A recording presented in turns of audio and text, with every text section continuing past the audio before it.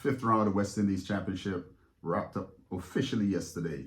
And what a round it was. Barbados and Trinidad, which I thought would have been the match of the round. We had an interesting game between Guyana and the Windward Islands, which was truncated by some rain.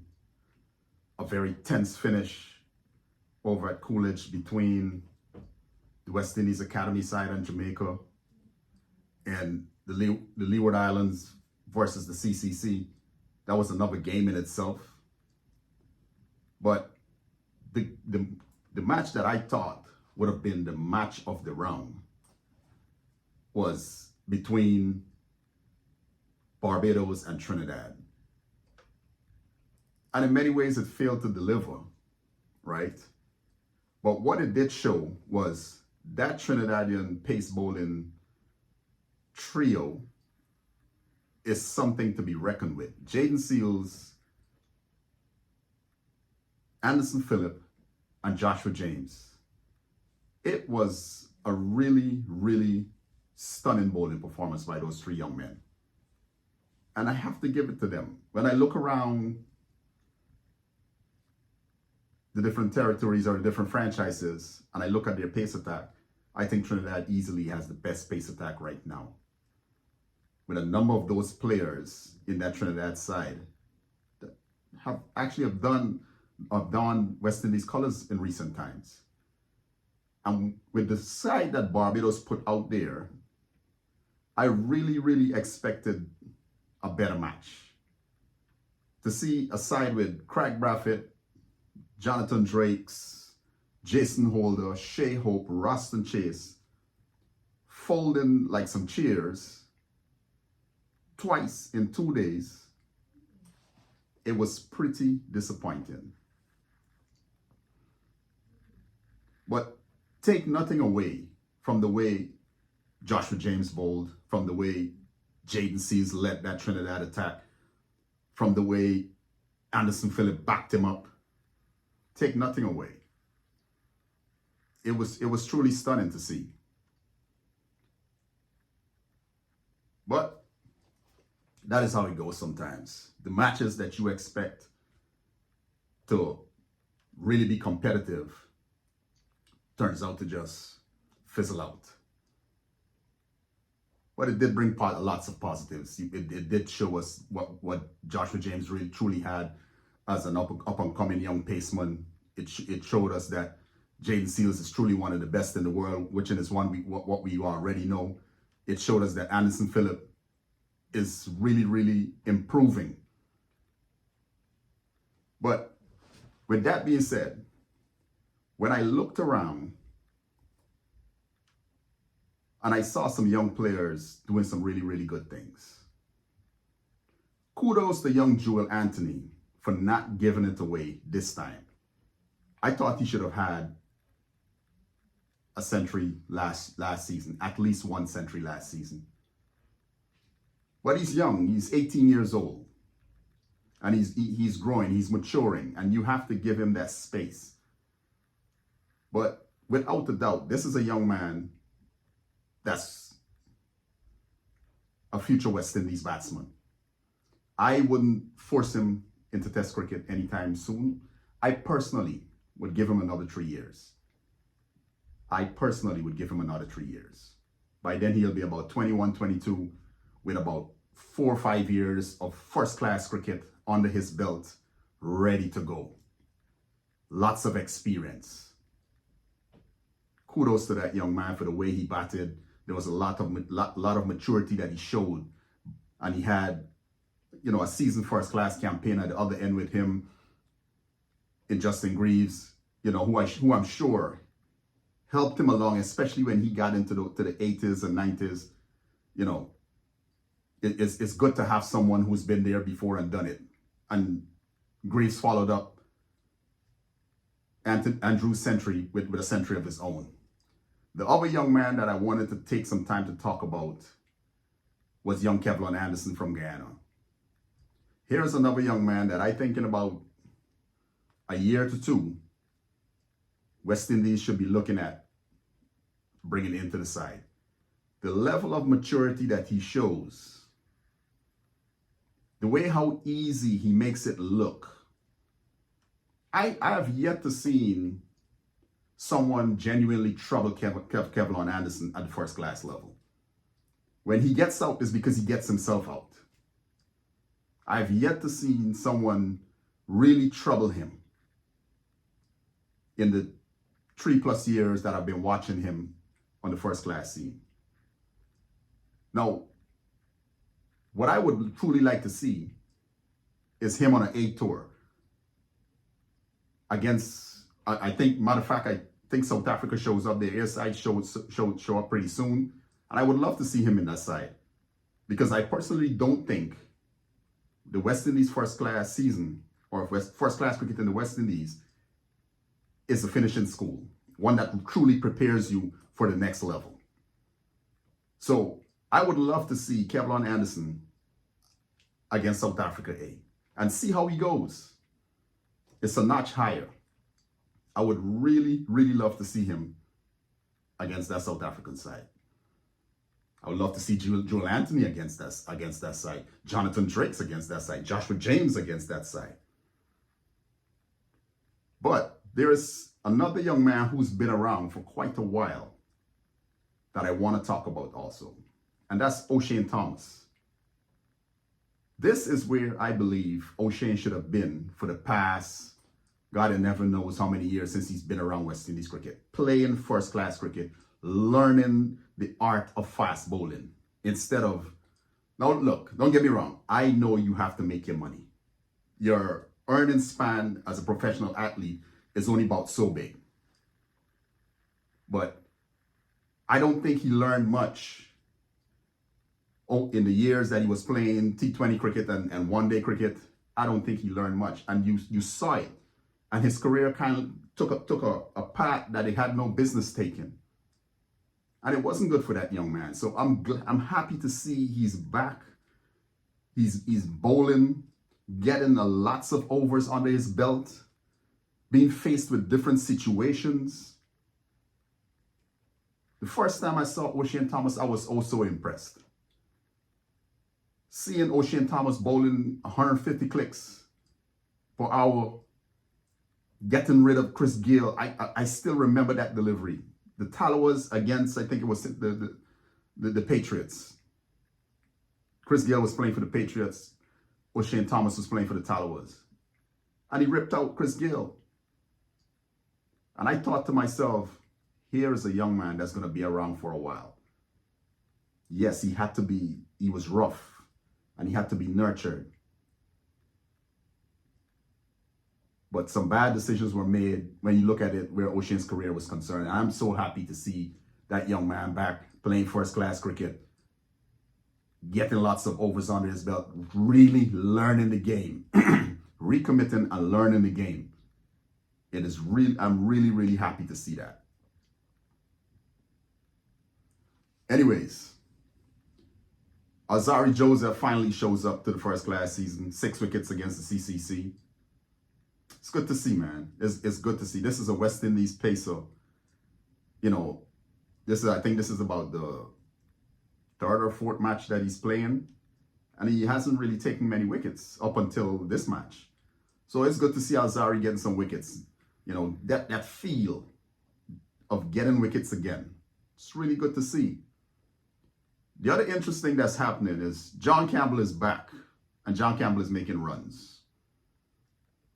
While Mikhail Louis is making runs also for the Leeward Islands, I think Mikhail Louis, he's had a taste of Test cricket, but there's a lot for him to learn.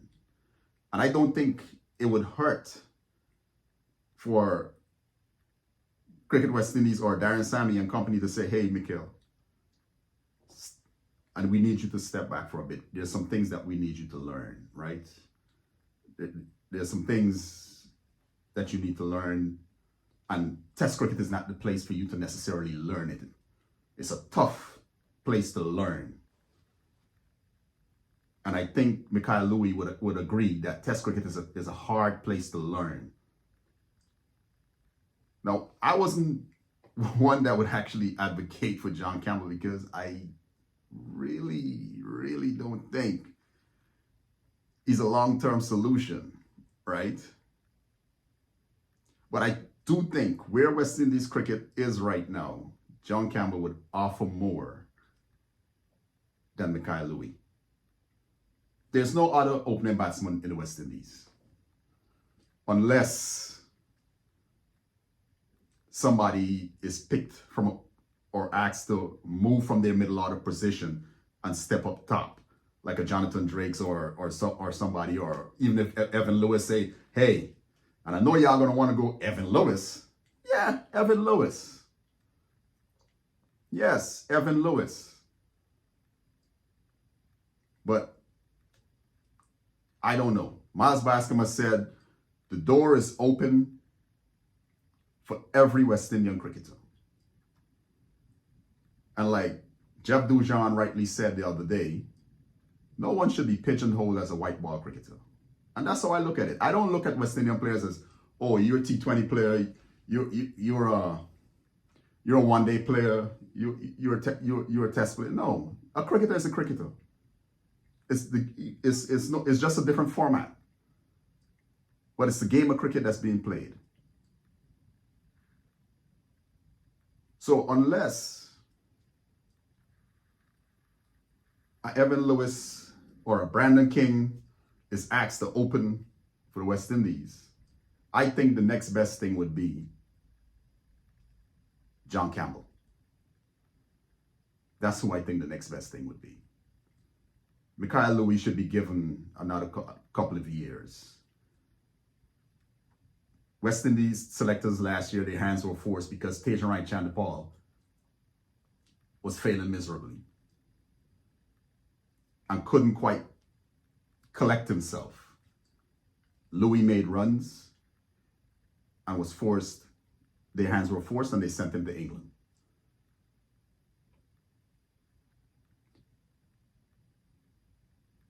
That in itself should tell you the current state of West Indies cricket.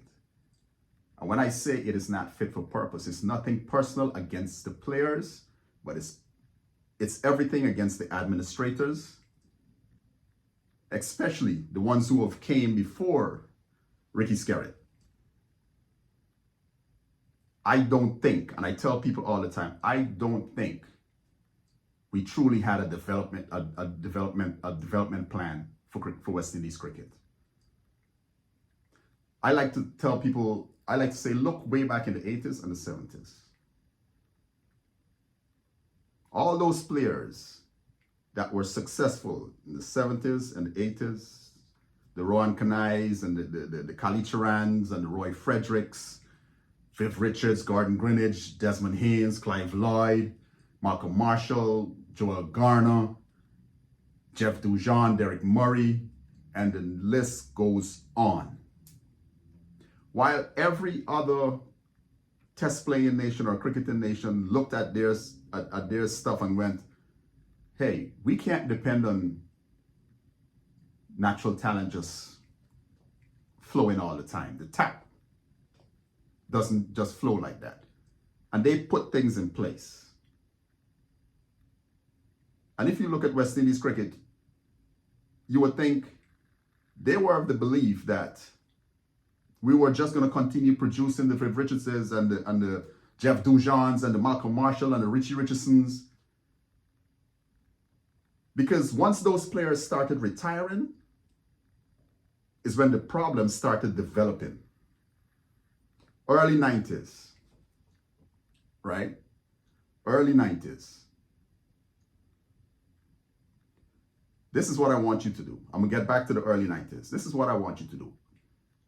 Whatever is currently obtaining in this first class season, the 30-odd centuries that we're seeing, the phenomenal bowling figures that we're seeing, I want you to manage your expectations where these stats are concerned. Because a lot of these players, when they get picked to play for West Indies at the international level, they struggle. I'll go back to the 90s now. We had Stuart Williams, banging out runs. Down near 30 first-class centuries. We had guys like Dave Joseph and all these guys who used to dominate regional cricket. When you move into the 2000s and you're talking about Devon Smith. Devon Smith had, I think, 38 first-class centuries. Devon Smith used to beat West Indian bowlers at the first-class level. As we were saying, yeah, tea, lunch, and dinner. Used to have them. Breakfast, lunch, and dinner. Devon Smith was a dominating force at first-class level. So was Stuart Williams. You look at players like Nikita Miller, Narsingh Deonarine. All these guys were dominant at the first-class level. Asad Fuddin, Mahendra Nagamutu, Rajendra Dhanraj. Now we got Veersamy Permaul. Permaul's got over 600 wickets. But when these guys went to play for West Indies, what happened? They couldn't cope. They struggled, and they struggled royally. So that is why I say we didn't necessarily have a plan. And the fact that we didn't have a plan means we were suffering at the grassroots level. Everything that you're seeing is happening at the first class and test level where players are struggling is because what obtained at the grassroots level did not set them up. They do not and they did not have the proper foundations. You're talking about players 8, 9, 10, 11, 12 years old. What is happening within that time span? What are they being taught in the villages? What are they being taught? And who are they being taught by? Because bad habits are hard to get rid of. By the time you're 13, 14 years old, you can't get rid of that stuff. Before you know it, you're playing on 19 cricket, you're playing first-class cricket. And then you're found wanting. You're lucky enough, you're making runs or you're taking wickets at the regional level or in your respective country territories, and you're playing first-class cricket. Next thing you know, you're making runs and you're playing, you're called for test cricket, and then you get shown up. They're trying to teach you the game at a test level. Or players are being found wanting because the grassroots level is sucking. And that is something Miles Bascom and Darren Sammy have got, and Cricket West Indies as a whole, have got to address. With that being said, if we truly want to be successful, like I saw West Indies put out something, it's on the website there, I forgot what's the name of it, but there's a goal of being number 3 in Test cricket in the not too distant future, I think 2028 if I'm not mistaken. For that to happen, you've got to address what's going on at the first class level. There is a need for a revamp of the first class cricket in West Indies. I think former President Ricky Skerritt had suggested it. There was some talk about it. Not sure why it hasn't happened under Kishore Shallow so far. I hope during this 3-year reign, it gets addressed, because something needs to happen. This cannot continue. This cannot continue because West Indies cricket, especially at a test level, we do not have depth. When you look and you go, if Craig Brathwaite was to go down, who's the next man up? Somebody's going to be asked to fill the position, but is he going to go and perform? If Jaden Seals goes down, who's the next man up? Shamar Joseph goes down, who's the next man up?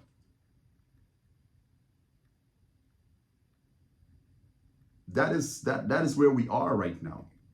We don't have depth. When you look around at countries like Australia, New Zealand, and England, even though they got their own little problems, they know who they can look at and go, Yeah. If Mitchell Stark was to go down, they know they got Scott Boland. They know they got Lance Morris, Spencer Johnson, and the list goes on. England have a whole litany of pace bowlers that they can call on. Tons and tons of opening batsmen that can fill the role. Middle order batsmen. Yes, those countries have more players than we do, right? They have more players. But that shouldn't stop us from putting the right things in place to ensure that we have a large core group of players that we can work with. I'm not so sure where Test cricket is concerned, we have a large core group of players. Let's say about 30 to 35 players.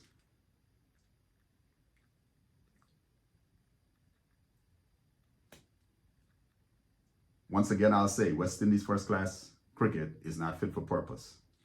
But it's good to see batsmen churning out runs. You can't control who is put in front of you, whether you're batting or bowling. You cannot control that. The only thing you have control of is you and making sure that you do what you need to do when you go out there, which is make runs, take wickets. So, Joshua Da Silva, great to see him making runs. Jewel Anthony got damn near 400 runs. Tevin Imlach got damn near 400 runs. It is really, really great to see this. But my fear is what happens when Australia shows up in a couple of weeks. In a couple of months. That is my fear. So, let's get in the comments. Let me know your thoughts on young Joel Anthony, Kevlon Anderson, Joshua James, Anderson Phillips, O'Shane Thomas. Let me know your thoughts on, Josh Da Silva. Does he have a chance of reclaiming the gloves from Tevin Imlach?